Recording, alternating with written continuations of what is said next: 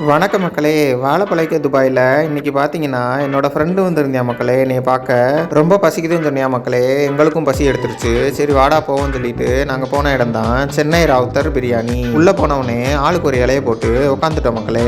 44 திராம்ஸுக்கு 3 பேர் சாப்பிட்ற அளவுக்கு ஒரு பக்கெட் பிரியாணி ஆர்டர் பண்ணோம் மக்களே. ஒரு 10 நிமிஷம் கழிச்சு கொண்டு வந்துட்டாங்க மக்களே. அதில் பார்த்தீங்கன்னா 3 பேருக்கு அளவாக இருக்கும்னு நினச்சி ஆர்டர் பண்ணோம் மக்களே. ஆனால் 2 பேர் தான் சாப்பிட முடியும் போல். நம்ம கூட வந்த அண்ணே ஆல்ரெடி சாப்பிட்டனால அவருக்கு மட்டும் கொஞ்சோன்னு கொடுத்துட்டு நாங்கள் 2 பேரும் ஒரு கட்டு கட்டிட்டோம் மக்களே. அதில் பார்த்தீங்கன்னா பிரியாணியை விட சிக்கன் பீஸ் தான் மக்களே அதிகமாக இருந்துச்சு. சிக்கன் விலை கம்மியாக இருக்கனால அப்படி இருக்கோ என்னமோ தெரியல மக்களே. சிக்கன் 65 அருமையாக இருந்துச்சு மக்களே. 12 பீஸ் இருந்துச்சு மக்களே. பெரிய பெரிய பீஸா. பிரியாணியும் நல்லா சூப்பராக இருந்துச்சு. பாருங்கவே அரிசி எப்படி இருக்குன்னு. ஒரு டப்பாவில் கேசரி, ஒரு டப்பாவில் தயிர் பச்சடி, ஒரு டப்பாவில் கத்திரிக்காய் கூட்டு எல்லாமே கொடுத்தாங்க மக்களே. சிக்கன் 65 தான் மக்களே. அருமையான டேஸ்ட்டாக இருக்குது மக்களே.